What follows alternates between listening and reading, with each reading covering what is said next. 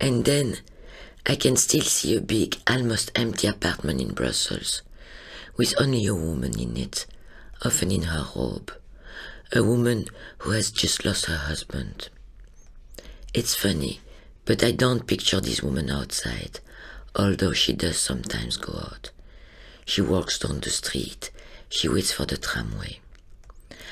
I especially see her on the telephone and lying down on her sofa in front of her television, sometimes with a newspaper in front of her. When she's on the phone, she speaks too loud and with a liveliness that seems a little forced sometimes, but not always. Tonight, Friday, she won't be at home. No, she will be spending the evening with family. She likes that. She gets dressed, she puts on makeup, someone comes to pick her up and brings her home again. They love her in the family, I think. It's her close family. But the closest family she has is far away, very far away.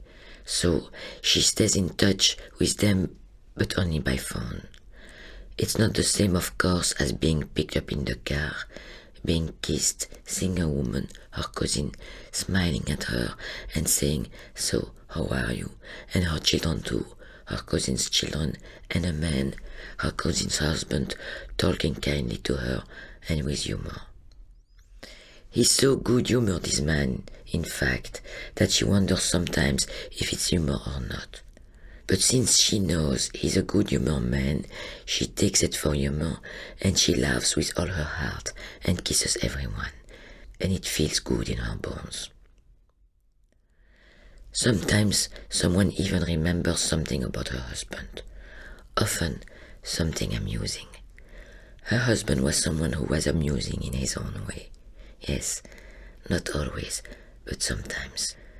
When we speak about him, we feel like smiling, and even like laughing because in his own way, he was amusing. He had a round face and a mustache. That's not what was amusing about him, but the way he talked when things were going well. He would talk with that little air he had, and it was just amusing. Everyone agrees about that. All right, now she's decided. She'll go for a second operation. She will wait until her daughter, who lives in Ménilmontant, comes back from her travels. Her daughter from Ménilmontant travels a lot. Just today, in fact, she asked her if when she came back from this trip, she could make another trip and be there for the operation, as she did the year before. Her daughter agreed. It's the kind of thing she agrees to. She knows she can't count on her daughter, except that she lives far away. And counting on someone who lives far away is not the same as counting on someone who lives nearby. Her other daughter lives far away too, and she could count on her as well. But she restrains herself.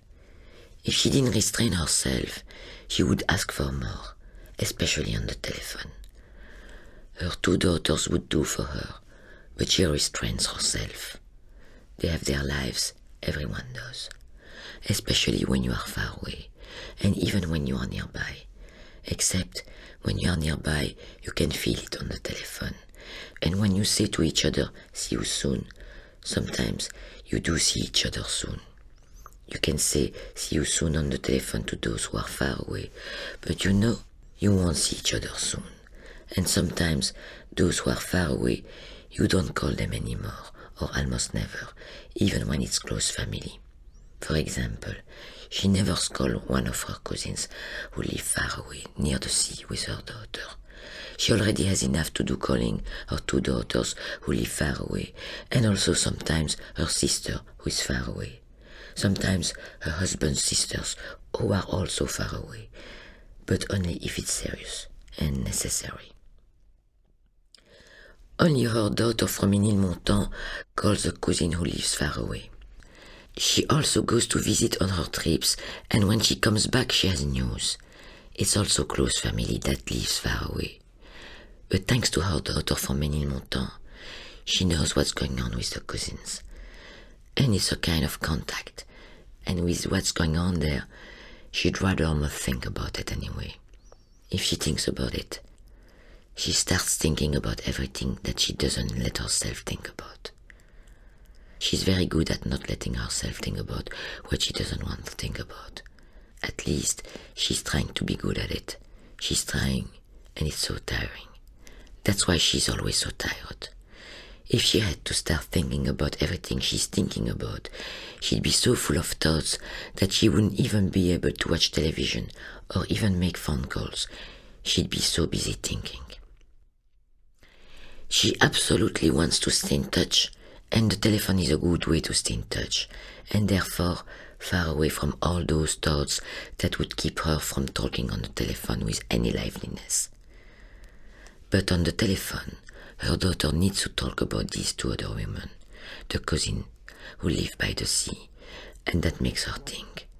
Her daughter doesn't tell everything, but she guesses the rest. She's very good at guessing the rest, and she knows that her daughter wants to tell her, but not to tell her everything, so she won't think too much. So as she knows this, she knows there must be more, and she guesses the rest. And she's afraid for them, her family, these two women who are living together again, and it's terrible, a mother and a daughter.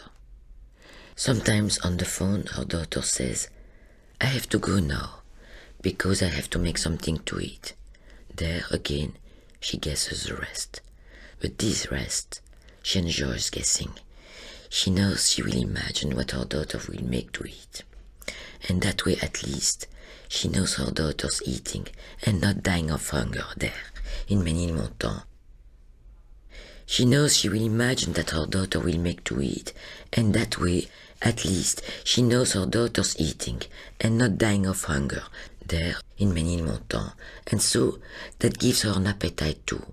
Otherwise, she has so little appetite when there is no one but her and no one else to feed but herself. She has no appetite, but when her daughter says on the telephone, "I have to go now because I have to make something to eat," she makes herself some soup or a fried egg, and she eats that, a fried egg and a piece of herring. It warms her bones. Also, she eats well on Fridays because she goes to visit her close family where she hugs everyone. There she eats. She eats and she feels good. And sometimes they talk about her husband, who's dead now, and they remember that he made everyone laugh. And then she goes home and she goes to sleep without thinking too much. Her daughter in Ménilmontant doesn't have any children. In fact, she doesn't care. Not her daughter, but she, herself. Maybe her daughter doesn't care, or maybe she does. She can't really tell. Maybe because her daughter can't either. All the other women her age do care if one of their children doesn't have any children. On the contrary, it makes them think and gives them dark thoughts, but not her. Sometimes she wonders why. She tells herself, "I'm not like the others." She's not sure though, because the others are hard to get to know, and it's even hard to know herself, because she'll think she knows herself, and then suddenly she's thinking something, and says, "I surprise myself." Finally, she doesn't know herself, and knows other people even less. All she knows is that she's going to get another operation, and she'd rather not think about it right now, because it's 2 months away. She'd rather not think about it, but she thinks about it anyway. Her other daughter, the one who lives even further away, almost in South America, has already suggested coming over for the operation. But she hasn't said yes yet, because her other daughter has a husband and children, and that's official. And when things are official, you can't pretend they don't exist. And her husband and her children need her other daughter. She can't just leave them every other day, even if it's not every other day that her mother is getting an operation. It's the second time she's getting operated on, and she hopes it's the last time. Her daughter from Ménilmontant has no children, and she really doesn't care that she doesn't have any, nor her husband either, so she can come when she has the operation, and she knows that her daughter from Ménilmontant will come. She thinks a lot, this daughter, and the one who has children thinks a lot too. But it doesn't show as much, probably because she has the husband and the children around. It doesn't show because one also sees the husband and the children. She thinks a lot about the daughter who thinks too much. She thinks a lot about her because she thinks too much.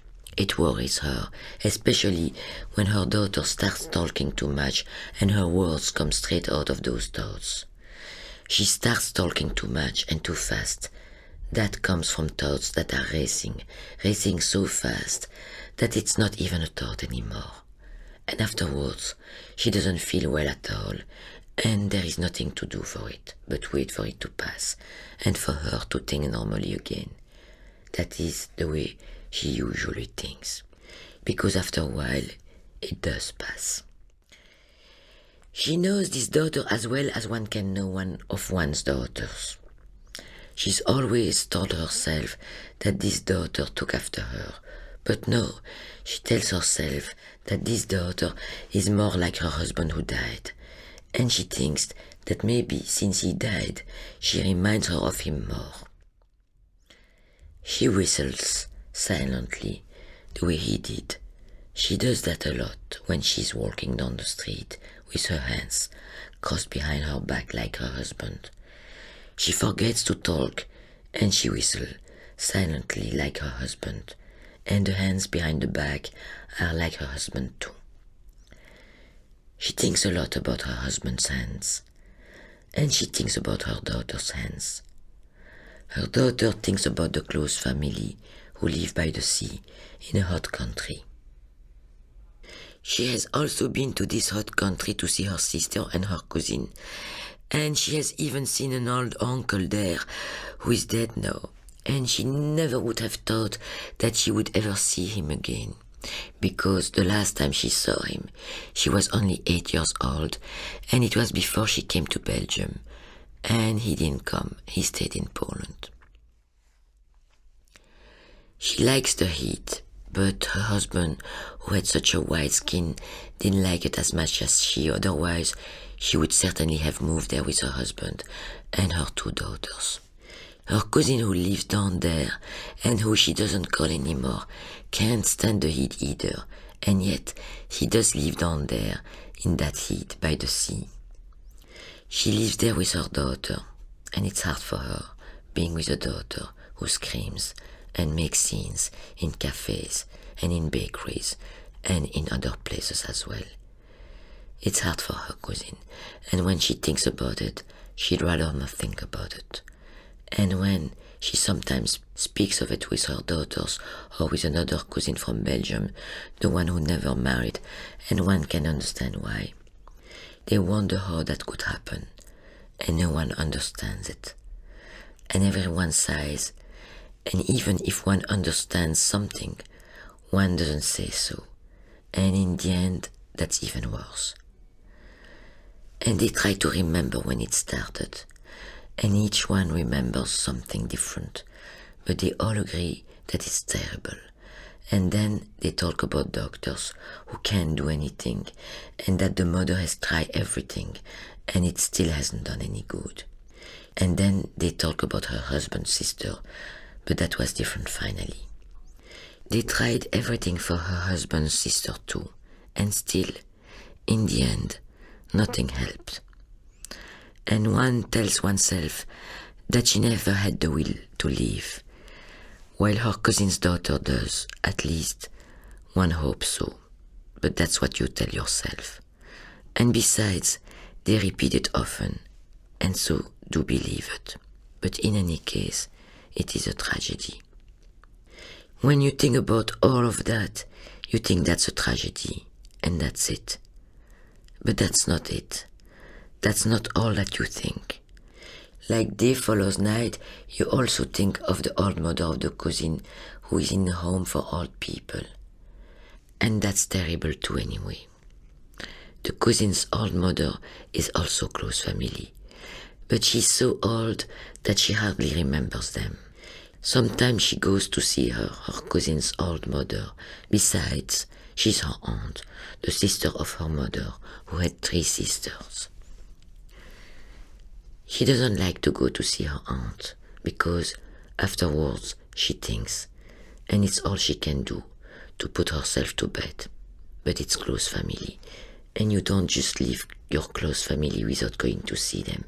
And yet, she only goes when she really feels obligated to go.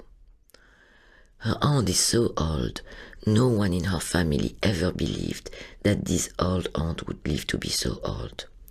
All of her sisters are already dead, although one would have thought that they would have lived longer than she, because they all loved life so much, unlike her. One was never sure that she liked life all that much. She blamed life for a lot of things, and also people, and also her family. Her family knew she reproached them for things, and they expected her to, and she did, and everyone was used to it, and it didn't bother them anymore. She doesn't know much about her granddaughter who lives with her daughter by the sea. She doesn't know that it's not a life for the 2 of them down there. And if she did know, she couldn't do anything about it anyway. That's one thing she knows for sure, that you can't do much for other people, not even for your own daughter and granddaughter, and not even for yourself. It is in her character to know this. She has the kind of character that knows this, and so did her sisters. But still, they had a better sense of humor than she did, and they knew how to laugh about it all, and it felt good in your bones to laugh about it. She only has 1 daughter and 1 granddaughter, and both of them are far away. Maybe it's better that way, maybe it's not. It's hard to say about these things. I've always thought that my aunt overdid it with her reproachfulness, but no, sometimes I wonder if finally she wasn't right. But even if she was right, blaming doesn't do any good. In any case, it's something to talk about, otherwise, what's left to say? I always say to my daughter from Ménilmontant, as long as I can hear your voice on the telephone, I am all right, and I can tell if you are all right. You always say you are all right when I ask you if you are all right, but you say it in a way that's so distracted that I know you are thinking about something else. And right after that, you always say, I have to go now. When you say, I have to make something to eat, then I am all right, and I even have an appetite myself. But when you don't say anything, but I have to go now, without adding anything, then I sit there and I think about you. Or rather, I don't think. I just sit there as if something was missing, and something is still missing. It doesn't have to be, I have to make something to eat. It could also be, I have to go out. I like that too. Even if it's only, I have to go walk the dog. But to say nothing, except I have to go, that leaves me hanging. So I sit there by the phone, and I feel a little cold. If all of a sudden the phone rings again, and it's my other daughter calling from so far away, never mind the money, then the call leaves me, and I answer with liveliness.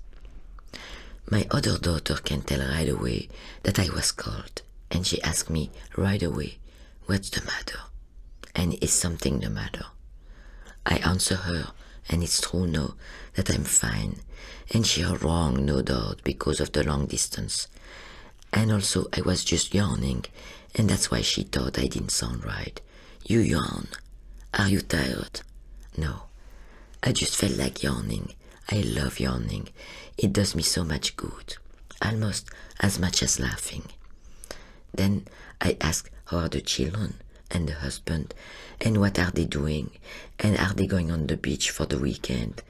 And if my daughter says, no, not this weekend, I say, that's true, you can't go every weekend.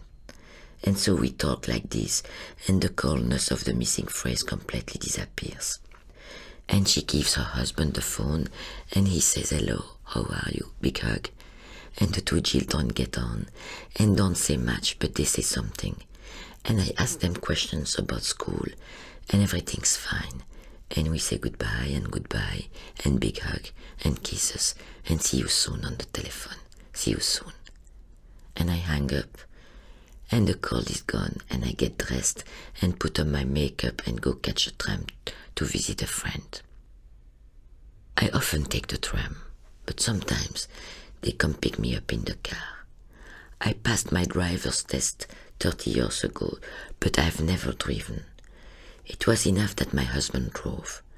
He drove very badly, but loved his car. Towards the end, when he was very sick and they told him, "You are getting better," he would ask one question, whether he'd be able to drive soon. His car was in the garage, and from time to time he would ask to go to see it, and he started up and gunned the engine. It was an Audi, not a Mercedes, but he loved it like it was a Mercedes. He drove badly, and I was always very nervous when we went anywhere together. He never had an accident, but he could have had plenty. What characterized his bad driving was his hesitating. He would whistle silently and look to the left, and then to the right, and then to the left again, in the middle of the intersection. And after a minute, I tell him, "You can go now. I can go now." So, after another little hesitation, he would go. I don't know how he managed when I wasn't in the car with him. He took his car to work every morning, and he arrived safely without anyone to tell him, "You can go now." Anyway, I never drove, but it was me who knew the way, me who said go left, or go right, or go straight, or just go now. Left, he'd say, "Are you sure?" Yes. So, after hesitating, he'd go left, and yet he got to work every day without me. He knew the way to work. When he died, my daughter from Ménilmontant wanted his car. She didn't drive either. She never wanted much, but what she did want was a chauffeur. I think she met one on the train when she came to see her father, when he didn't have much longer. I think, but I'm not sure I remember right, that she took his car before he died. No, it must have been afterwards. I'm not sure. That time and all the events of that time are fuzzy. In any event, before or after he died, she took the car and turned it over to a chauffeur, and the chauffeur ran into a wall, and she didn't have a chauffeur or a car anymore. Anyway, I'd rather she took a taxi, which is what she does most of the time.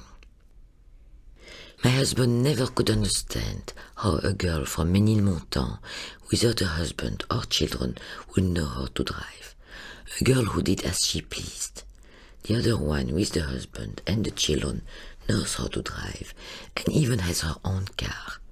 It's a good thing, because the distance in the country she lives in are enormous, and you have to drive everywhere, and she couldn't very well stay glued to her husband all the time.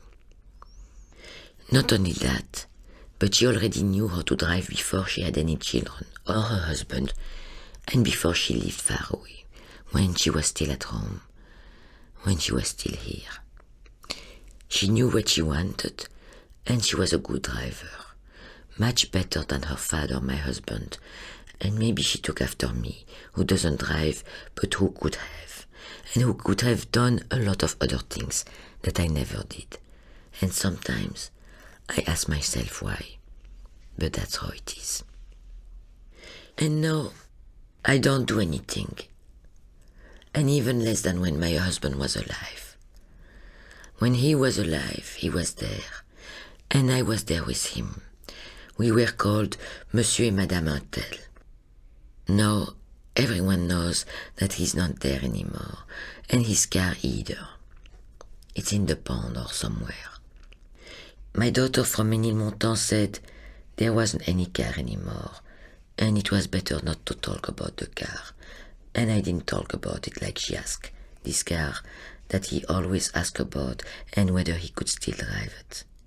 Anyway, I didn't want to think about it. My daughter from Montant said he'll never get better. There is only one thing to hope for, and that's the thing that happened.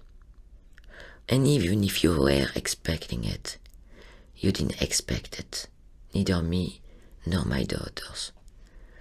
And they came from far away, my daughter with her husband and her children, and my other daughter too, with some of the family who also lived far away, but near her. Almost everyone in the close family came. My husband's two sisters with their husbands and their children, everyone was there except for those who lived by the sea. And we all hugged and kissed, but it didn't make your bones feel good. Not like it should have. Someone, a friend, said he left on tiptoe, the way he lived his life. And my daughter from Montant said, "Who is he talking about? What tiptoeing?" And then she stopped herself. But I'm sure she had a lot more to say in her head. This friend always told her, "I've known your father since before you were born." But this was not knowing him. My father wasn't easy to know. It took me years to know him a little bit. And it wasn't on tiptoe. Without being my daughter from Montant, I feel like saying the same thing about him, without judging him, and not just in my head. But if I start, it'll never end. So I'd rather not start, and especially not with my daughter from Montant, because then I would know what she thinks, and she would know it too. But even without that, she knows, and I also know, but not everything. She doesn't know everything that I think, any more that I know everything she thinks about. But what I do know is enough. And I didn't know everything that my husband was thinking either. But sometimes I would ask him, especially when he sat in his armchair with his head in his hand. He did that when I wasn't in the living room, especially when I was in the kitchen or in the bedroom, sometimes even in the toilet, well, anyway, when I wasn't there. But sometimes I'd come into the living room for one reason or another, or sometimes for no reason, and I would see his head in his hand, his face in his hand, all bent over, like he was thinking. So I would ask him, "What are you thinking about?" I would surprise him with the question. He must not have heard me come in, otherwise he wouldn't have been so surprised. Surprised yet, still in his thoughts a little bit, he would lift his head and drop his hand and look at me and try with all his might to tell me what he was thinking about. He would repeat my question, which has surprised him, but maybe not that much, and he would say, "I honestly don't know." It's funny now, when my daughter from Montant comes, when she comes to see me for an operation or something else, just to see me, I surprise her too with her head in her hand, like him. She didn't used to do that, or else I simply never noticed. But I don't ask her, "What are you thinking about?" I leave her alone. Besides, when I walk into the room, she feels it right away, and right away she lifts her head from her hand. When I'm feeling better, I go see her in Montant, but not right now. Right now, I need to be here, in my apartment, across from the tram stop, on the first floor near the telephone, smoking in the bathrooms. It's a habit I picked up when he was still alive, because from time to time he'd say, "Don't smoke so much." And my daughter from Montant, when she would come and he was still here, she'd say, "Do you think he doesn't know that you smoke? The bathroom smells more like cigarettes than if you smoked all over the apartment. I don't understand why you don't suffocate in that bathroom of yours." She smokes too, and he would tell her not to smoke so much, just as a matter of form, because smoking didn't really bother him. And his daughter would say, "I don't smoke that much," and it would stop right there. Still, sometimes he would say, "You've already smoked a whole pack." And she would say, "No, I haven't." And it would stop there. Now, when I talk to my daughter from Ménilmontant on the telephone, I say, "I can tell that you have been smoking a lot. I can hear it in your voice. It's bad for you. It tires you out." To me, she says it's true. I do smoke too much. She knows she smokes too much. And to me, she clearly says that she smokes too much. And I smoke too much too. And I tell her that. And we both tell each other that we'll try to smoke less. But to him, she always said she didn't smoke too much. And me, I smoke in the bathrooms. And now I still smoke in the bathrooms, but I smoke other places too. I know it's not good for me. It tires me out. But everything tires me out. I'm just someone who is tired all the time, except sometimes when I forget myself. It's pretty rare that I do that, forget myself. It has to be an occasion like a party, a big party with the whole family together, like a wedding, a party where there is dancing. Then I forget myself and I dance. Now that he's not here, I don't dance anymore. Besides, I don't think I've been to a wedding since he's been gone. But if I did go, I don't think that I would dance.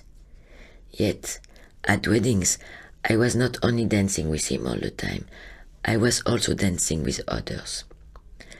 I danced all night, and I wasn't tired. I danced with others, and I danced with him. Weddings were often in the winter time, and when it was over, we took our coats from the coat room, and I wouldn't even put mine on. I was so hot and sweaty. I even had bits of sweat on my upper lips. He didn't like it, and he'd say, "Wipe yourself off," but very nicely, so I wouldn't take it badly, and we'd go out. I wouldn't put on my coat, just throw it over my bare shoulders. It was a fur coat. First, it was long, and then I had it shortened. And he liked me to wear this fur coat, which would have cost a lot of money, and it took years before I had one. And then, finally, I didn't have to wait anymore, and we went together to order it, and the furrier gave us a good price because we know each other a long time. And there, after the wedding, I simply slid it over my bare shoulders. They were bare because I wore a strapless dress, the same dress I worn to the wedding before, but it was only the second time I'd worn it, so I didn't think it was worth it to buy another dress, even if everyone had already seen me in that dress, because it was usually the same people at every wedding. And I waited there while he went to get the car, there, in the cold. The cold felt good and dry, and I felt so good, not tired or anything, while other couples leaving the wedding like us were yawning and gasping, saying they were tired. Not me. I felt absolutely fantastic.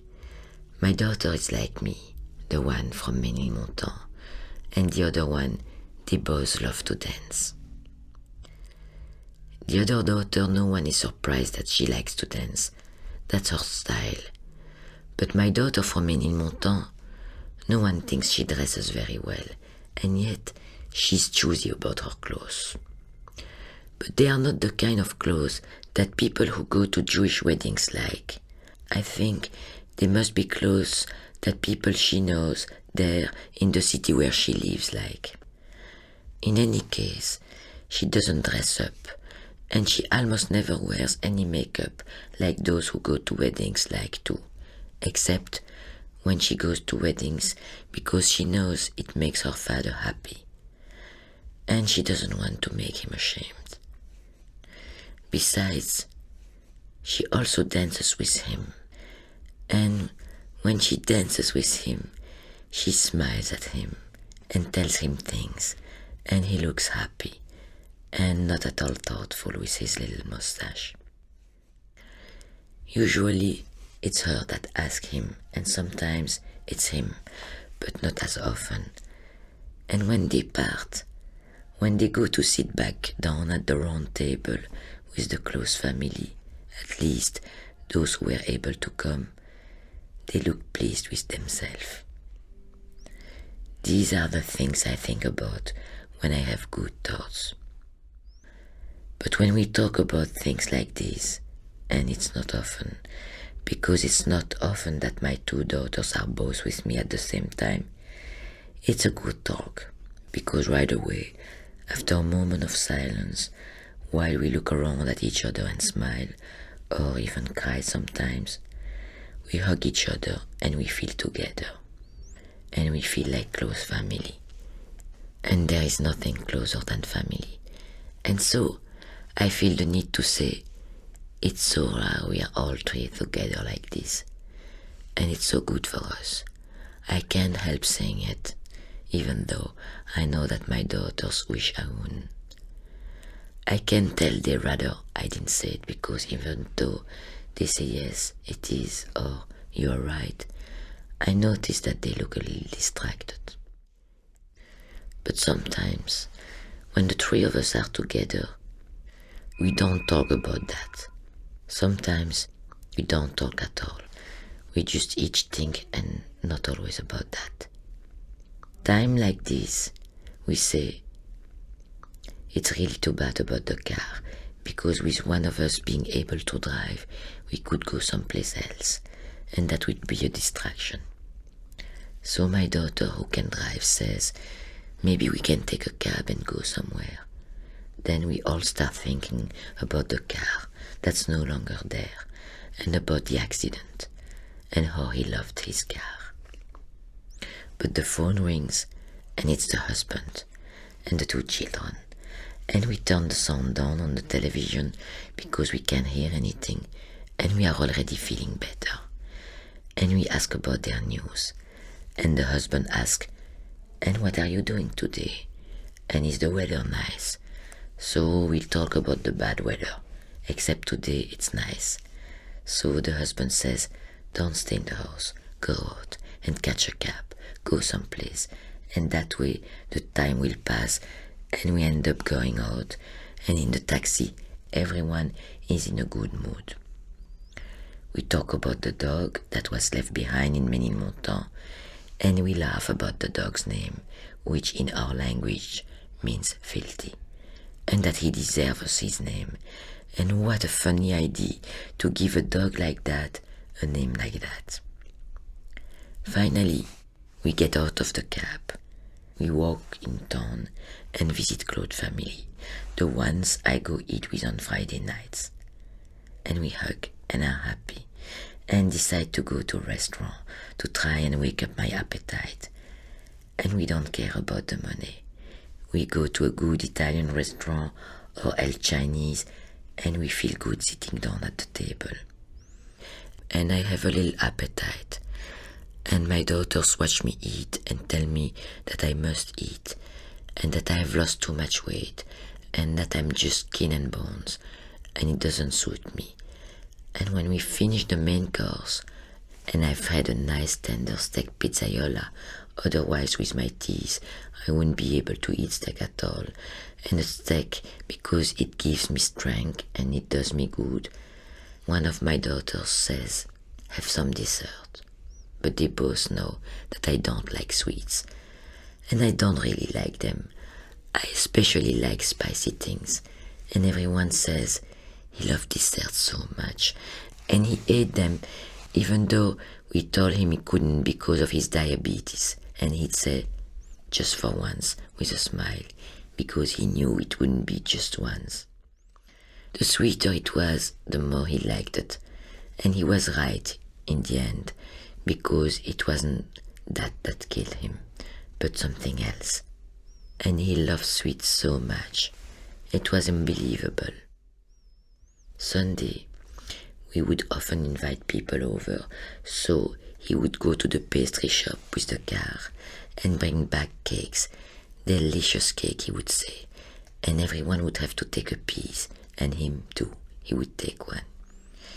We didn't dare say anything, but he knew what we were thinking. But in any case, it made him happy, like having grandchildren made him happy. It worried him.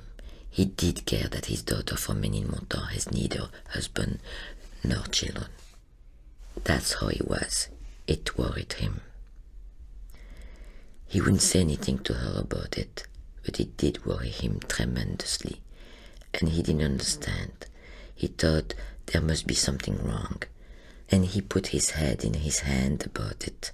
Of course, he knew she was the kind of girl who did whatever she wanted, so why couldn't she just as easily want to get married? But she wouldn't marry, so she must not have wanted to. He never said anything to her, but he was sure that she knew he was worried by it. Sometimes he managed not to worry about it, and he would see his daughter just as she was, and love her just as she was. But he was worried. His daughter didn't say much, and he didn't say much either. But they didn't need to. His wife said a lot, not what needed to be said necessarily, but she just said it. She loved everyone, and she always needed to say that she loved.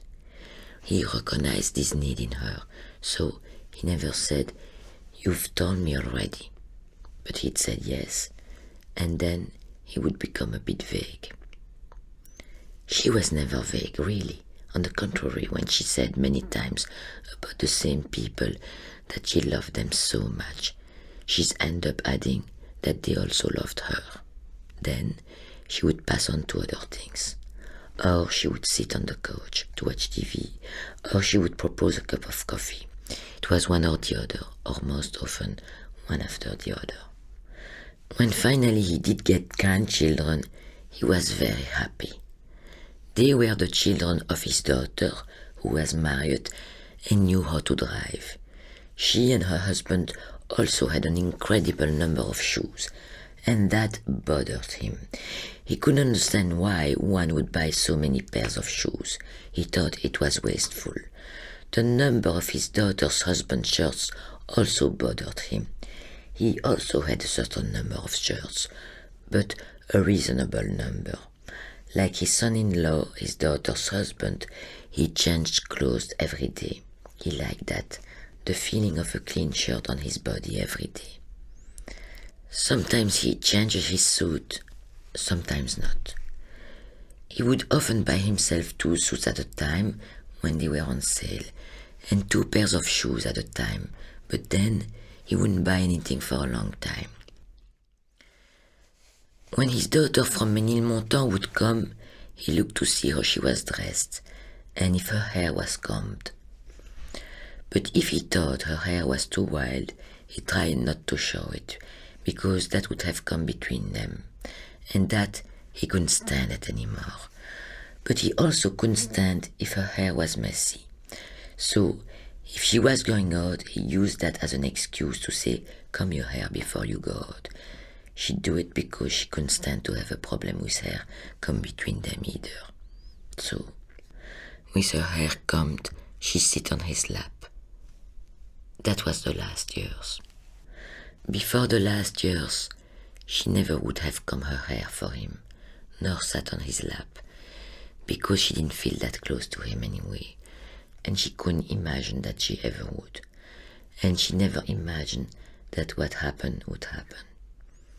She certainly never imagined it happening, because he was the only one in the family who never got sick and was always in excellent health.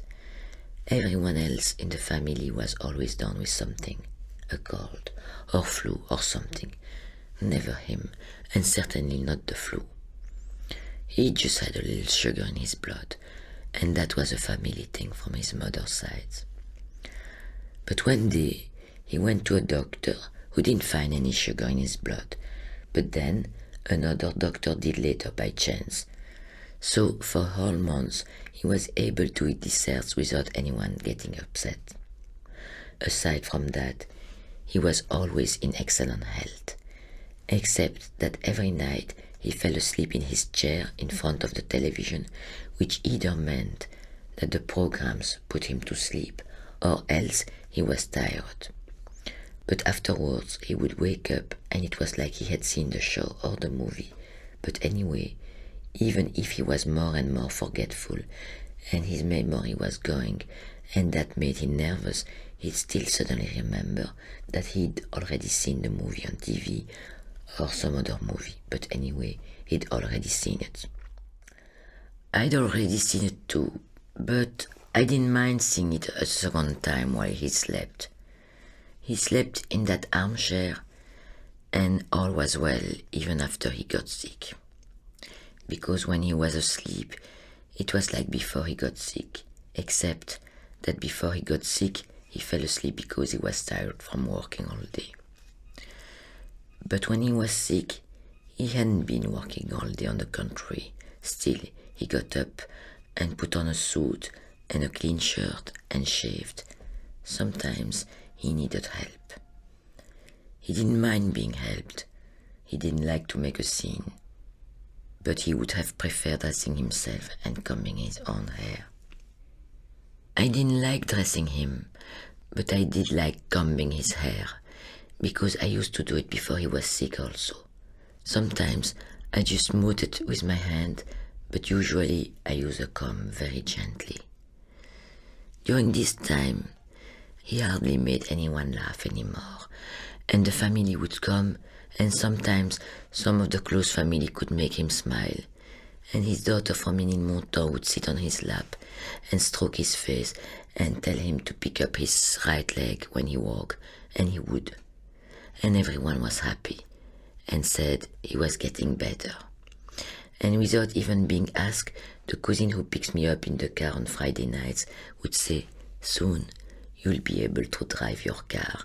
And he said, "Yes, soon," a little like a question, with a little doubt, but only a little. You could see that he believed it a little.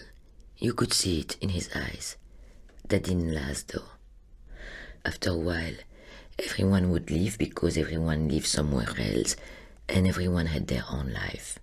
Most of them lived in the neighborhoods outside of Brussels, where a lot of people like them live now.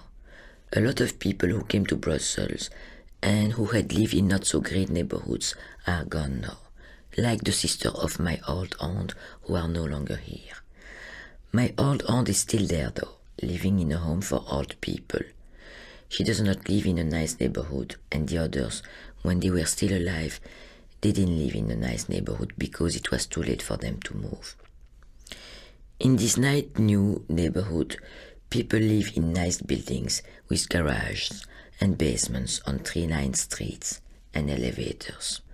Some don't have elevators because they live in a villa like the family who come to get me on Friday nights. It's only since my husband is gone that they come for me on Fridays. Before, they didn't come because I was not alone, and if I did go, I went with my husband, and then he would drive. Now they come to get me, and they say that the children want to see me, and they love me, and I love them too, and I hug them, and it feels good in my bones. They are very nice, and I love them, and they love me, and so I have an appetite. They are my family. And my cousin looks at me, and I can tell she won't be happy if I don't eat and if I don't look put together. And because of her, I changed my glasses. She thought they were ugly, and she told me so. And now she's happy, and so am I too, to have new glasses. But if it would have been just for me, I wouldn't have changed my glasses. And my 2 daughters also noticed when they came from far away that I had changed my glasses, and they complimented me. And when we looked at the old photos that are in the shoebox, then they too complimented me, and how beautiful I was when I was young, and that I'm still beautiful, but I have to eat and stand up straight, because I have nice shoulders, and they don't like me to be all bent over and hunched up. He always wanted me to look good too, but he never said stand up straight. No doubt, since I saw him every day, and he saw me every day, and in the end, when he didn't go to work anymore, he saw me all day long, but not at night, because thank God, at night he would sleep. He didn't notice the changes in me, that I no longer stood up straight and was getting more and more bent over. Although sometimes he would say, after looking at me for a long time, and I asked him, "Why are you looking at me for so long?" He would say, "You don't look very well." And then I'd have to find an excuse and put on more makeup so he would notice how bad I looked because he had enough to worry about. He slept at night, but he would wake up very early at 4 in the morning. I could tell right away, and I would wake up too and say, "What's wrong?" And I could see tears in his eyes, and he'd say nothing. And I would say, "I see that there is something." And he would struggle to get something out, and although it was harder and harder to understand what he was saying, I could tell it was something like, "I'm going to die." But he never said it in French, but in our language, so I would feel shocked, and I'd tell him, don't say that," and I'd say, "It's not true," and he looked at me with disbelief in his eyes. And I go get a sedative, and put it under his tongue like my daughter from Ménilmontant told me to do, so it would take effect quicker. And sometimes he'd go back to sleep, sometimes not, but at least he would have less tears and wouldn't say that thing about dying. But then I couldn't get back to sleep, and in the morning I looked terrible again. My daughter, who lives even further than the other one, had already told me the last time she came not to wear purple anymore, because it made me look washed out, so I didn't wear purple anymore. And then, after I had put on my makeup and some rouge, I'd go and ask him, "Do you still think I look terrible?" And he looked at me for a long time while I stood there and waited until finally he'd struggle to say no. And it was a terrible effort for him to speak with his mouth hanging down on the right side. Fortunately, the phone would ring, and at that hour it wouldn't be the daughter who has children, but the one who doesn't. And when I pick up the phone, I would find that it was indeed her. And of course, she would ask, "How is it going?" And I would answer, "All right." And she'd say, "I can tell by your voice that it's not." And I said, "What can I tell you?" And she said, "I don't know." And we talked like that about everything and about nothing. And finally, she'd ask to speak to her father. And I give him the cordless phone and say, "It's your daughter." And he'd take the phone with his left hand. It was easier with the left, but I stay and listen to what they say to each other. And he could barely say hello. And she asked him, "How are you, Dad?"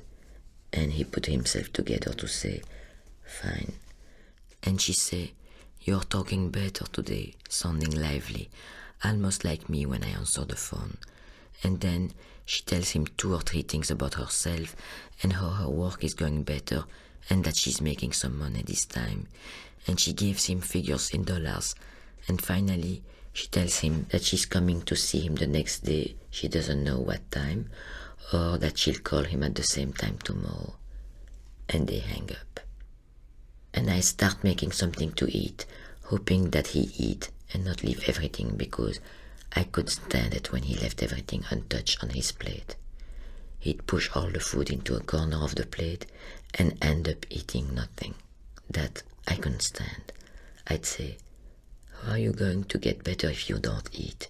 You need strength." So he'd try to eat a little, but he couldn't. And neither could I, so I ended up throwing it all away. It wasn't worth keeping.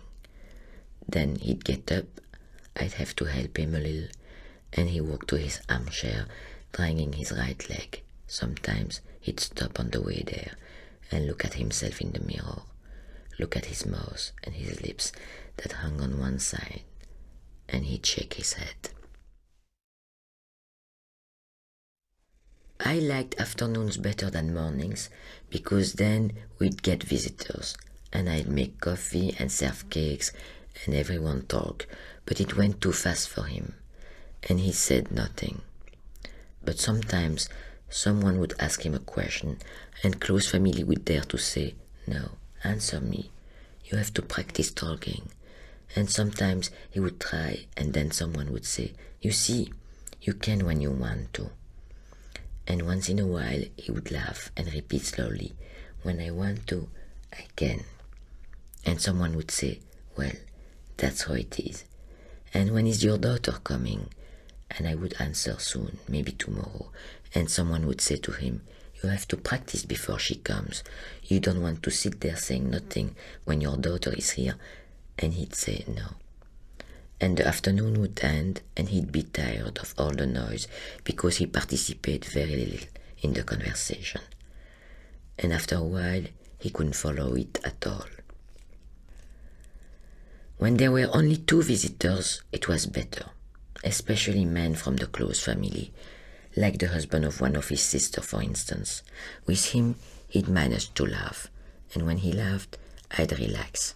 And I even stand up straighter and be less bent over like my daughter from Ménilmontant would tell me all the time. He always lived surrounded by women, but women in the family could rarely get a laugh out of him anymore. There were fewer men than women in the family, but it was mostly the men in the family who could get him to laugh. That's why he was so very happy when his daughter, who lived so far away, finally had a boy. He felt like it wasn't the same with a grandson as with a granddaughter, but he was careful because it made his granddaughter suffer, and she'd hunch up her shoulders. She was a pretty little girl, and he thought she resembled his daughter, but he thought his grandson looked even more like his daughter because he had a round face like his daughter and himself. His other daughter didn't have a round face, but she still looked like him because of the eyes and the hands. At least that's what the close family said, because they were always looking for likenesses everywhere, even between dogs and their masters. And he would ask himself, as far as dogs and their master were concerned, was it the dogs who end up looking like their master or mistresses, or vice versa? Either way, it was true, and he wondered if his daughter from Ménilmontant would end up looking like her dog and vice versa. Anyway, when she came, she often brought the dog, and the dog, who was a male, could also make him laugh. He didn't have to talk to the dog, just looking at him and petting him was enough. He would try to talk to his daughter, and she would always tell him, "Pick up your right leg when you walk, because you have to create a new memory circuit," or something like that. It's true, he'd lost a lot of his memory about a lot of things, and it bothered him terribly. And that was even before he got sick, no doubt an early sign. It nearly drove him crazy not to be able to remember words, never mind people's names, which was even more upsetting.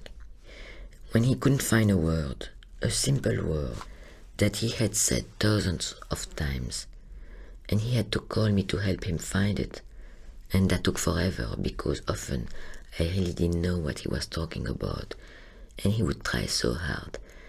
And when I finally got the word, he would be relieved and horrified at the same time that it was such a simple word. They had told him to read newspaper to stay in touch with words, and he tried to do it, though it tired him out. When he did read, he remembered all the words. It was only when he spoke that he couldn't remember them. When he had the words in front of him, he recognized them. His daughter from Ménilmontant said that it happened to her sometimes to forget a word, and that he shouldn't get upset about it. But he did get upset, because he liked to participate in conversation. He wasn't extremely talkative, but he liked to talk from time to time and tell about how he'd met some people on the train and what they talk about. His friends would say to him, "You're always meeting someone new on the train. That never happens to me." He knew that it entertained people when he talked about what happened to him on the train, and besides, It was fun, and everyone enjoyed it. It wasn't only his daughter who said that she sometimes forgot a word or a name. Everyone in his close family told him this. But he believed his daughter because she was a girl who always did exactly as she pleased and never felt obliged to say or do anything. Therefore, he believed what she said. He believed his other daughter too. Besides, she'd finally had a boy, and he had gone a long distance to the country where she was living to be at the circumcision. And he almost fainted, but he quickly recovered. And when he came home to Brussels, he told everyone how he had nearly fainted at the circumcision, and that impressed everyone, because they all saw him as a very strong man who was never sick and who had already survived so many things, notably his sister's suicide and the fact that one of his daughters had no children and wasn't married. And he had managed to deal with all that and work hard. Besides all of that, he had managed to survive without ever complaining. He was a man who never complained, although a lot had happened in his life that he could have complained about, yet he never did. When he got sick the first time, we got him to the hospital very quickly, and his daughter from Ménilmontant wasn't even in Ménilmontant, but working in Eastern Europe, where he had never returned since he had left as a child. But she came right away, and the day she arrived at the hospital, he came out of his coma, and she put a finger in his right hand and said to him, "Squeeze my finger." And he did it, and she said, "I'm completely reassured now. Everything is going to be all right." And he smiled a little with his mouth askew, and it wasn't worth complaining about. And his daughter left to go back to work, and his other daughter came and she told him the same thing. And every day we went to see him in the hospital. And I, his wife, didn't complain either, even though with me it was pretty much a habit. I could see the progress he was making, and I kept faith. But those 3 nights, when I was alone and he was in the coma at the hospital, I didn't want to call my daughters. No, I restrained myself. And I didn't complain either, but I felt like howling like a wolf. I felt myself becoming a wolf in my bedroom that was completely black at night. So finally, I ended up calling my daughters, and both of them were shocked, and they came and took care of everything. Even if there wasn't a lot to do, there are always things you have to do, like reassuring one another. Besides, it was reassuring that he was able to squeeze my daughter's finger from Ménilmontant.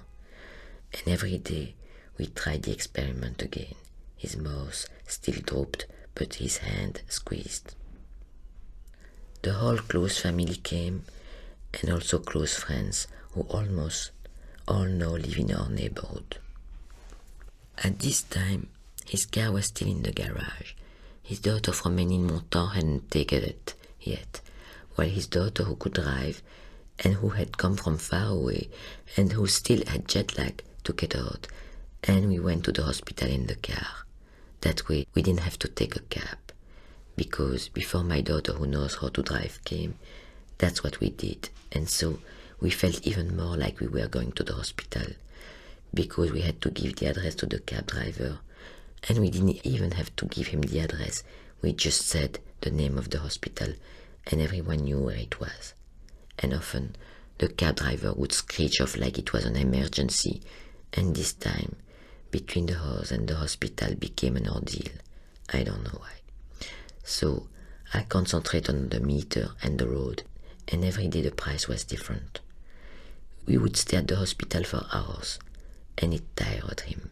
Sometimes he gestured with his hand for us to go home, because he still couldn't talk very well.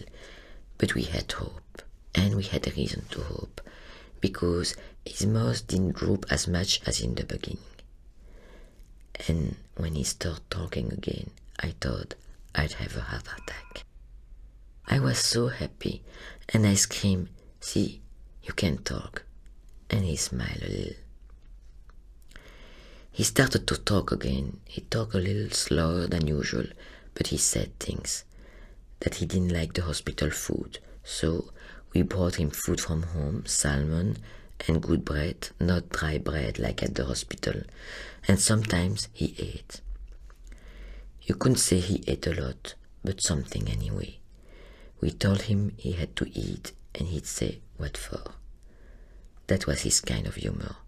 But it was a kind of humor that irritated me under the circumstances, and in other circumstances too.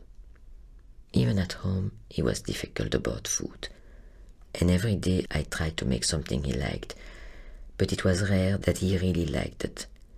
And when I asked him if it was good, and I asked him that at every meal, he'd say, "Not bad." But he never said that it was good, and yet every day I asked him what he felt like eating, and every day he would answer, "Whatever you want." And that also was a kind of humor which in all circumstances irritated me, because I found myself having to decide alone what to make to eat, and I was never sure he would like it. And sometimes I wondered if I was such a bad cook. I knew I wasn't a great cook, but I always made simple dishes, and we always had vegetable soup to start to warm up, and because it was a habit. But whatever I made, I felt he ate it reluctantly, and I really took it to heart, too much to heart, my daughter said, because they always complimented me on my cooking, and they ate everything on the plate, and that made me happy, except they came so rarely, and when they came, they laughed when my husband said, "Not bad." They understood his sense of humor, and they tried to convince me not to ask whether it was good. That way, I wouldn't have to hear the same answer all the time. And then one day, my husband might say it was good spontaneously. But I was on pins and needles. I couldn't help asking him, even if I knew my daughters were right. Afterwards, it got even worse, because he could hardly hold a fork and a knife. So I had to cut his meat for him, and he had a horror of that. He didn't say anything, but he had this look of horror in his eyes, and I quickly gave him a sedative under his tongue so he wouldn't feel how badly it depressed him. And with his mouth askew, he could hardly eat, and sometimes I did manage to stop myself from asking him if it was good. I just asked him if he wasn't hungry, and he'd say no by shaking his head. I wasn't hungry either. Everyone lost their appetite at home, even my daughters when they came, and everyone looked washed out, and all the friends started interfering and saying, "You can't let yourself go," and that it didn't do any good, and I had to take in all my skirts. They'd all become too big for me. I really didn't feel like buying new skirts that would fit me.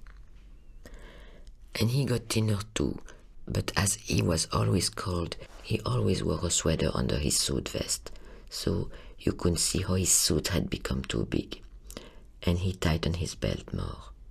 But his cheeks were a little less round, and his skin a little less fresh. He, who had always had such a good color, and therefore such a healthy look with his crown of white wispy hair and his nice colors, he was always a pleasure to look at. And when I kissed him every other minute and hugged him, I would breathe in the freshness of his cheeks. He always smelled so good, and he was always so rosy and fresh, and I told him he was handsome. All of his sisters had lovely fair skin also, and had light-colored eyes, even the one who committed suicide and who didn't think she was that pretty.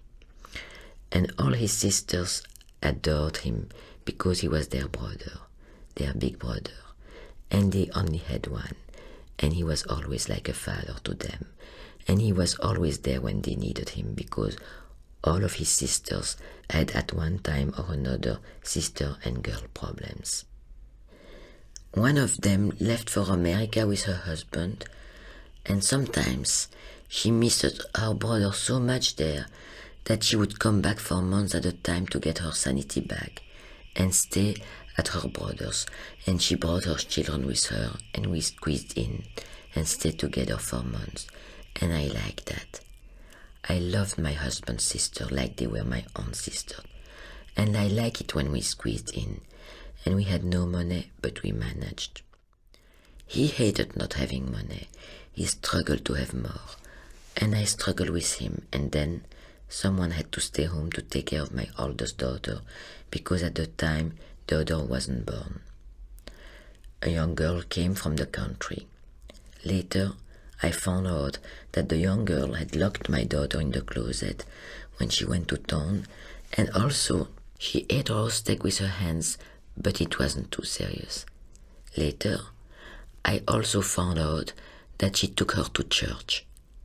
I found all this out because my daughter began to have a lot of nightmares, and finally she told me everything. Before the young girl came, she had a lot of nightmares too, but she didn't want to tell me those, and I didn't want to force her. She had nightmares and wouldn't eat, and that was a nightmare for me. Fortunately, my second daughter wasn't such a difficult eater. Fortunately, because I don't know what I would have done otherwise. My daughters were not alike, fortunately. They were even quite different. We live in a bad neighborhood of Brussels, but we always had a bathroom, and that was great. He was ready to scream on everything, but not on a bathroom. And every time I went into this bathroom, I felt like I was living in luxury, and him too. From the morning, when he went into the bathroom, I could hear him, and just for the sounds he made in there, I could tell he appreciated this luxury. And afterwards he would go and shine his shoes and then have his breakfast, and then he'd leave for work, which was nearby, and he didn't have a car yet. He bought the first car after I already had my second daughter, and that was a luxury too. He bought it second-hand and on credit. It was a two-tone Taunus. On Sundays, and even on Saturdays, when it was nice, instead of taking the tram to go to the park, the four of us went in the car and followed the tram race so we wouldn't get lost, and we walked along proudly with my second daughter in a carriage, splendid and serene, and my first daughter running this way and that beside us, still so skinny, and no matter what you did, she'd get dirty immediately. Those were good times. There are still pictures of the four of us in the park together, black and white pictures. There are this kind of picture of us at the seashore too, and he had already begun losing his hair and putting on weight. I told him, it's not good for you to gain weight like this. But he would smile and say, that way you can see we went for nothing. And in the end, it was true. We did want for nothing, even though he thought we never had enough. And we live in a bad neighborhood, that I didn't have a mink coat, and we couldn't go to a hotel on vacation where I didn't have to worry about anything, but instead rented an apartment with people we knew, and I still had to cook and clean, while he would have liked us to have our own apartment and not rent, but I thought we had everything we needed. At the seashore, we joined a close family and all our friends, and we sat together on the beach, and there were always more women than there were men. There were my aunts and my husband's sisters and the children and my grandmother, and when everyone was there together, it warmed me to the bone. This year is the first year that I have been to the seashore since he's been gone, and everything has changed. Even our friends seem to be more with each other than with me, except for the other women who've lost husband, and there are beginning to be a lot of us. I can't say that of all my friends, and my daughter tells me I'm imagining it, but it does seem like they are saying to one another, well, there she is, poor thing. She's not the same since she lost her husband. and they come over to say hello, and then they walk away together. My daughter from Ménilmontant, who came to join me, told me I was imagining things, but she said it without conviction. And I know her, and I can tell when she has a conviction. But I still reserve a room at the seaside again this year. Maybe this year they'll have changed, and me too. I've gained weight and bought myself some new skirts, and in Brussels I go out and see my girlfriends and some couples too. And we are friendly and hug each other. And at Easter I'll go see my sister in Israel. She's also just lost her husband, and it was a blessing too, because he was unconscious for a long time. And my daughters are pushing me to travel and not stay home in the winter when it's gloomy, but instead to go where it's warm, since I have a sister in a sunny country, and I love the heat so much. And if my husband had liked it too, and if he hadn't had such a fair skin and been so delicate, we might very well have moved down there near my sister. I felt so good down there when we went the first time. It's true. I felt there like I've never felt anywhere else in the world. But he couldn't imagine himself there. Not completely. I felt it and didn't say anything to him. And when we came home to Brussels, I said, as I always did, that it was good to be home. And I could see that he agreed. My sister is younger than I am, but she's much taller than me. She has lots of humor, and every day she does gymnastics in front of the television, and she has humor. Still, she blames life, and she still suffers today because we lost our parents in the camps. She gets angry talking about it, and she's also angry at God. Me, I don't talk about it. Where does it get you? And neither did my husband talk about those things. And when he talked about his memories, the girls and I would be riveted. And he would put the sad things aside. And everyone liked him so much, and he never leaned on anyone.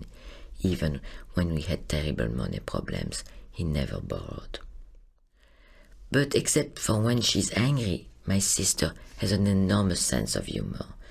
And she makes wonderful cakes. And when she came to see us in Brussels, and my husband came home, we brought the cake out of the oven, and he tasted it and really appreciated it. And when she was there, we squeezed in even more. She slept with my daughter. And my father-in-law, my husband's father, also lived with us, but he was always sick, and he had no sense of humor, and he slept in the living room, and the living room always smelled like medicine.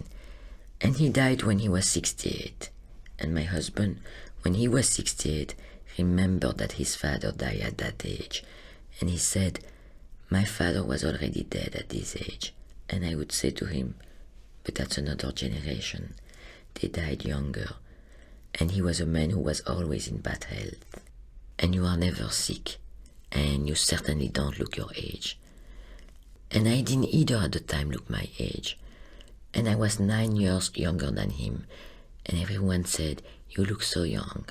And no one said, your face looks washed out. And even when I had the flu, I managed to hide it with makeup. At the time, my 2 daughters had already left the house. Both of them were far away. The younger one even further than the other one, who hadn't gone to Ménilmontant yet, but to Montparnasse. I had a black dog, and we had moved to a nice neighborhood very close to all of our friends, and I liked my apartment a great deal, and he did too. And there was a lot of room, and everyone could come from far away where everyone was living, because we had 2 guest rooms, and we didn't need to squeeze in anymore. And we had a big bathroom and another small bathroom. And we never could have imagined in the beginning that we have 2 bathrooms and 2 guest rooms and a garage and a huge basement and a car, a new Audi, which we didn't have to pay for on time.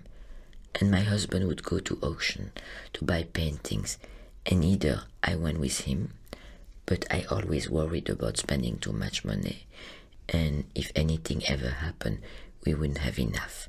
But for him, it was a pleasure to buy. So I didn't say anything, so as not to spoil his pleasure.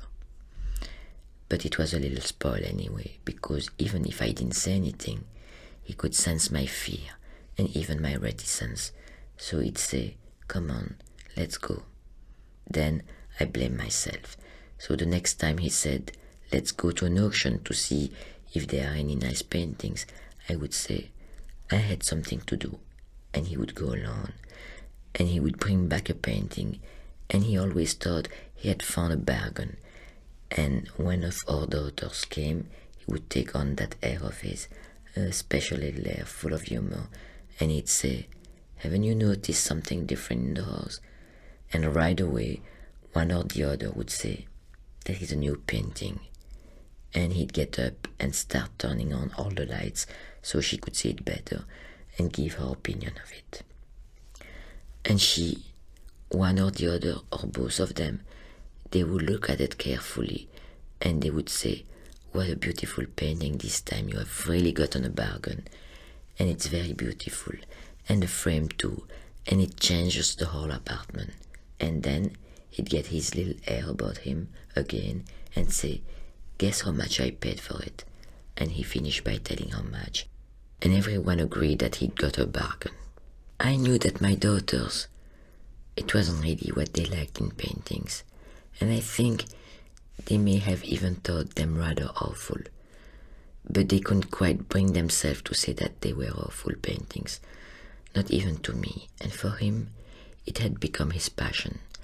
And more he sought out auction houses, and now they were sending him catalogs with reproduction of the paintings that were for sale, and he would release them in advance.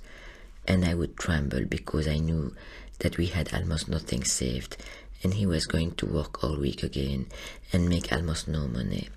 And he was even beginning to lose some, and he was trying to sell the business, but he couldn't find a buyer because it was a recession. And all of our friends had sold out at the right time, but he could never quite decide because he needed to get in his car in the morning and go off to work. And to really retire once and for all, he just couldn't bring himself to do it. And he thought that if he stopped working, he'd just die. And that's pretty much what did happen. But I still couldn't stop him from buying those paintings, no, I couldn't. But I wonder if they really were the bargains that he said they were when he saw that I was worried about the expense.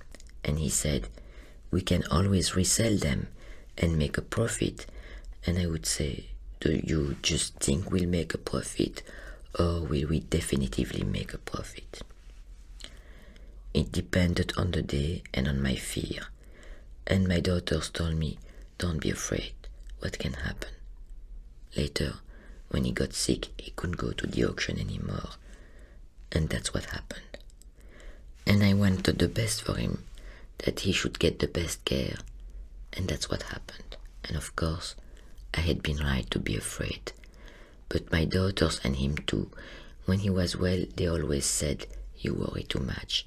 If it was up to you, we never would have bought this apartment or had the business or the shop." And it's a good thing we did, because we always managed and did relatively well.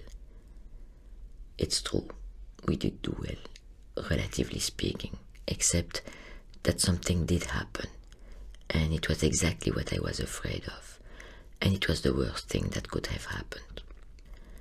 My daughters always told me, "Don't worry so much, we'll get through it."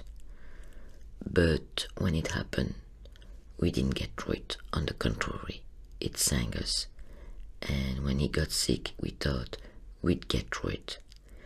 For a few months, he got better, and we even went to the seashore. He got tired quicker than before, but we took walks on the pier and met friends, and everyone was happy to see us and told him how good he looked. And then we just sank. He got sick again, and his mouth drooped again, and he drank his food, and you had to cut his meat, and we just sank and sank right up to the end. And we didn't make it through that, and he couldn't even make jokes anymore, so I tried. but I never was good at making jokes. It was him and my sister who were good at that. I was certainly good at some things, but I have to say that towards the end, I wasn't good for anything. And I nearly broke my back lifting him up. And my daughters, both of them came and they say, "You can't manage it anymore. He needs 24-hour care, and you can't manage it." And we put him someplace, and we brought things from home so he would feel at home. An armchair, and a lamp, and a rug, and we put him there somewhere. But I couldn't stand it, so I brought him home again. But that was impossible, and my daughter from Ménilmontant knew it, she who had organized the whole business of getting him into a place. And I agreed, and anyway, I couldn't take care of him anymore. She came, and she yelled at me. She said, "I think that's it. You want to die too." Yes, that's what she told me, and other things besides, which I don't want to repeat, because it has to do with things I never speak of. But my daughter spoke about them, and I had a shock. And it must have been a big shock, because I was really drifting, and I was ready to be put away myself. I had already put myself away in any case, and without really realizing that I was drifting. And when she yelled at me, I was shocked, but I didn't cry. It was a good shock. And we took him back, where he was getting good care, and he had the rug and the armchair and the lamp from the house, and we went to see him every day, and he didn't even try to ask why he was there. Me, I needed to make excuses and explain that it was for his good, so that he could come home quicker. But I don't think he was listening. And all of his sisters, those who were still alive, came, and he didn't even act surprised, neither by them nor by the fact that their husbands were there too, and his daughters and his grandchildren. I don't cry very often, but now I feel like crying. He was always in bed, and the armchair was useless to him, and his poor body was in pain, and the nurse came all the time to move him so he'd have less pain. And I told him, "I love you, Jack." And his daughters told him all kinds of things and stroked his handsome face. And one of his daughters sang him songs in her language, and that seemed to make him happy. And one day, he was even able to go sit in his armchair, and he felt better, and the doctor said he has an incredible heart. The doctor didn't understand how his heart could go on beating, and most of the time, everyone was quiet around him so he could sleep. It's always good to sleep. It gives you strength, and he could hardly swallow anything because I think a part of his throat was paralyzed, like his mouth, so they fed him some other way, and his heart held, but everything hurt. His whole body hurt, and he groaned without realizing he was groaning. As soon as he started groaning, I couldn't stand it anymore, and you felt like there was nothing you could do for him except sing to him, and on top of it, songs in our language. And it's funny, one day he looked better, and the nurse, a very nice guy, who always came to move him, said, "Look how good he looks today." And we really felt that the nurse loved him, and that he loved the nurse. He always liked new people. The nurse had a kind of native strength. He could pick him like a feather to move him around, while I broke my ribs picking him up. And the doctor said, "With broken ribs, there is nothing to do but wait and let them heal." The doctor came every day to see him too, and every day he talked about his heart, and I couldn't stand it because he never gave us any hope. In the end, I liked the nurse better. He gave me hope. He told me that he looked better, and later they told me that's always a bad sign, because right before dying, people often look like they are getting better, and then they die.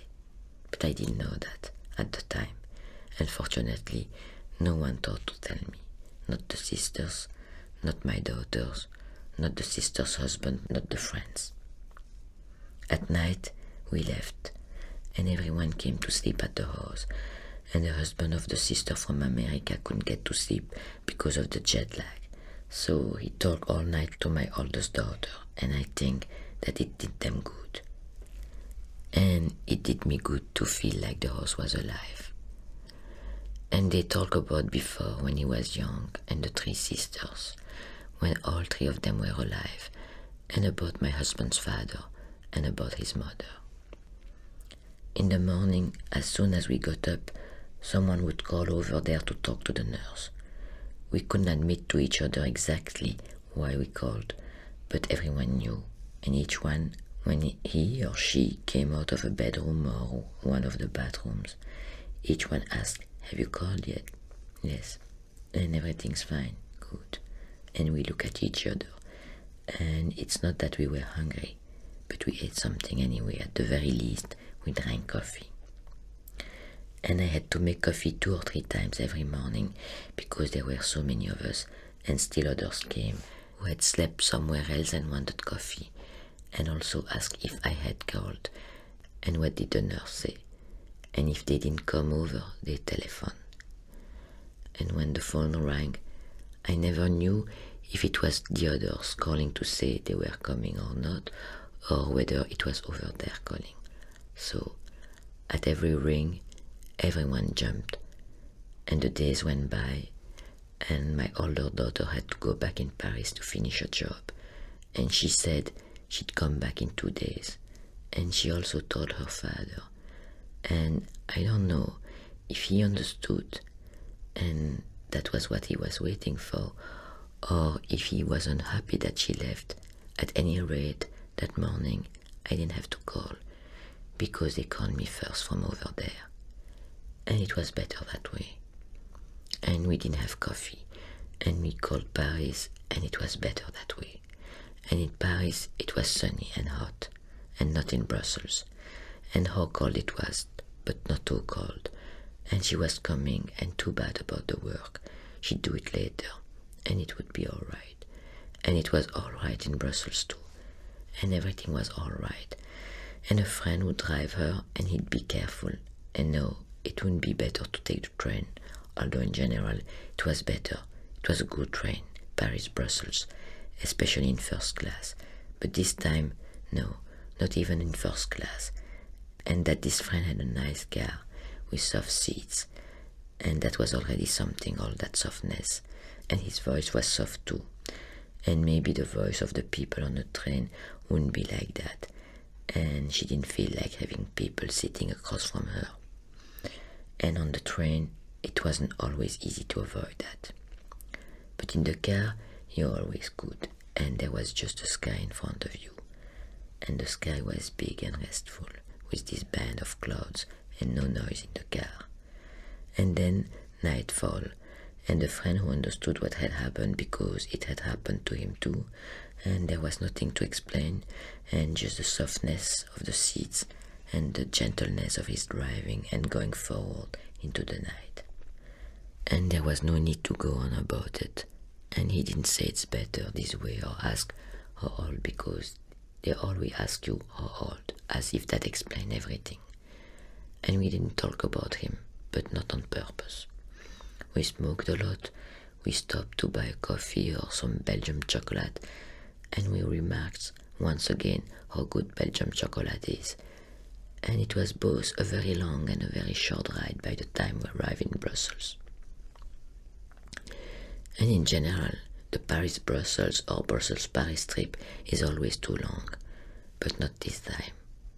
It could have lasted hours longer, and in the night, the soft seats and the voice became softer and softer, and then the voice was almost completely quiet.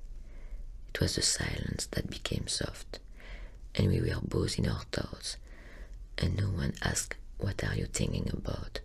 And we felt intimate. Afterwards, we never felt quite as intimate again, but at that moment, we were very intimate, and there was nothing else to say. And it was winter, but in the car we didn't feel the cold, we just saw it. At a given moment, I could have easily put my head on my friend's shoulder and close my eyes, but in our intimacy, this was not even necessary. Finally, we arrived, and I rang to let them know I was there, but I had the keys and I opened up, and I asked my friend if he wanted to come up for a minute to say hello, and he did. And my mother was very glad to hug my friend, whom she always liked, and my aunt, who is dead now, even said about him on a radio broadcast that he was a handsome boy, and what a wonderful man. And there, at the house, everyone was there, and there wasn't any more intimacy, nor calm, but a funny kind of buzz in the air. And my mother hadn't even put on any lipstick, and the mirrors were covered with napkins, and my mother held me gently in her arms, and we sang, and it wasn't like 2 days earlier. And my friend left, and everyone thought it was very nice that he'd driven me to Brussels.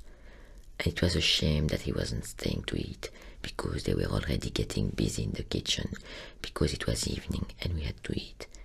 And my mother didn't look good, and no one told her that her face looked washed out, and her eyes were all small and brown like the eyes of a very young child, or a very old woman. And my sister children were there, and we kissed them a lot, and they let us, and had a serious little air about them, and if we weren't kissing them, we were patting them on the head, and my mother said that when she saw him in his bed, he was handsome, and without one wrinkle, and that his mouth didn't droop anymore, and that he was as handsome as before, and it was as if he wasn't sick anymore, and was very well. So then I wanted to go see him, and my mother said, "Eat first," and I said, "All right," and I ate, but didn't taste anything. I don't remember what it was, but probably some bread and butter. And then I went with my uncle, who had come a long way, and my sister, and my brother-in-law. And he wasn't in his room anymore, but in a room down below, in the dark, in the morgue. And he was wrapped in a sheet, so I didn't know what to do. But I did know. I went over, and I drew open the sheet, and I saw him, and it was true what my mother had said. And I stroked his face, and I hugged him, and I think my sister did too. We came home in the dark, my sister and I, arm in arm, I think. I don't remember anymore, but it certainly must have been like that. Anyway, we didn't say anything, and when we got back to the house, no one asked any question, and no one spoke, and it was night time, and the children had to go to bed, and the rabbi came, and I got very nervous, and everyone felt it.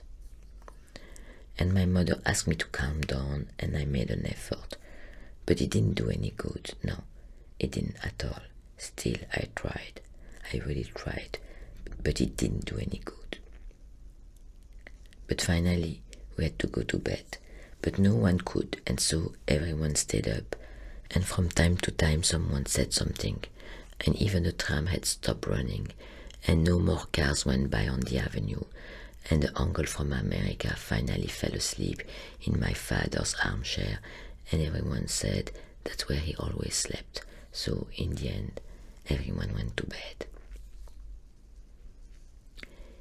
Even when you are sleeping, you can tell if a house is full or empty.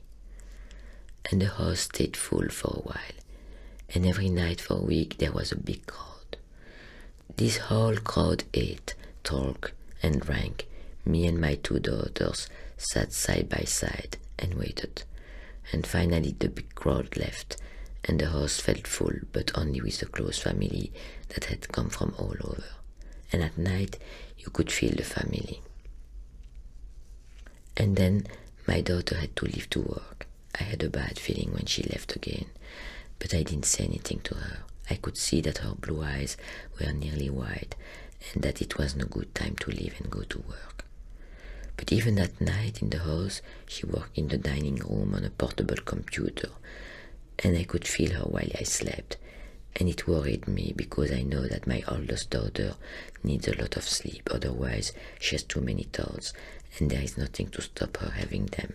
And sometimes, when I woke up at night to go to the toilet, I could see her face bent toward the glow of her computer, and her blue eyes nearly wide. One night, I went over to her. She didn't look up, and finally, I put my hand on her shoulder. She raised her face up to me, and she said, "It's so quiet tonight." Yes, it was quiet. I didn't feel like going back to bed, so I sat down at the table across from her and watched her work. After a while, she said very softly, "It's almost morning. I feel like having breakfast." And together, we went into the kitchen and we had breakfast, the two of us together. And we looked out the kitchen window at the garden below. The garden was all frozen, and it had been so long since I had had breakfast, just the two of us, that I ate a whole roll with butter, and I felt that it was going down.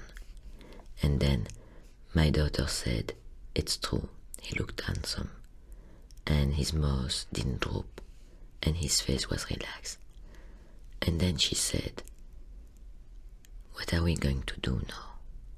It wasn't a question, and there was nothing to answer. After a while, she said, "I'm going to take a bath because soon the day is going to start, and everyone will get up, and even with the 2 bathrooms, it's not enough." And I told her she was right, and I got out a clean towel because I didn't know where we were with the towels, so I started a wash in the washing machine, and then I heard my sister-in-law get up. I knew it was her because she takes these little tiny steps, and she's the only one in the family who does that. So I made some more coffee, and my oldest daughter came out of the bathroom, and she said she'd go buy some rolls and cigarettes and the paper, and did anyone need anything while she was out. And we thought, but no one did need anything, or if they did, they couldn't think of it. We didn't tell my old aunt, who is in the old people's home, what happened to my husband. And to this day, she doesn't know. And when her sister died, we didn't tell her either, so sometimes she complains that her sister doesn't come to see her anymore, and she blames life. Her daughter writes her at least once a week, but she never writes anything about the granddaughter, because what there is to say, you just don't tell a grandmother who blames life. In any case, she thinks her sister is still alive, and my husband too. But I wonder sometimes if she still remembers him, because there are so many things she doesn't remember anymore. She even thinks that my mother, her sister, is still alive, when she died in 1942, and often she asks about her. And for some reason, she thinks that she's in America, whereas she never set a foot in America. And if she had been there, she certainly would not have died in 1942. We had a lot of plans, my mother and I, but we were never able to do them. I didn't used to think about that very much, but now I think about it more, and I'm not as fatalistic as I once was, but I do get angry about it sometimes. And when my daughter says that we should try to find out about my mother and her paintings, I get angry, because I know very well that we will never find them, and there is no point in bringing it up. I get angry, and I can't help wondering what life would have been like if none of that had ever happened. My mother was tall and had beautiful legs.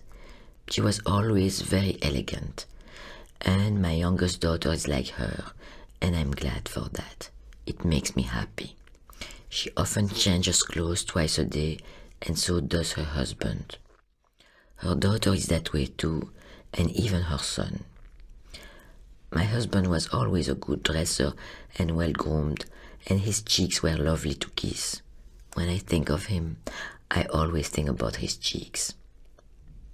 I also think about the rest of it, and I always think about how each time we went away on vacation, something happened to him. Once, a boat oar hit him in the face and knocked him out. Every time we came home from vacation, everyone asked my husband what happened to him this time, and he always had a story to tell about his mishaps and made everyone laugh.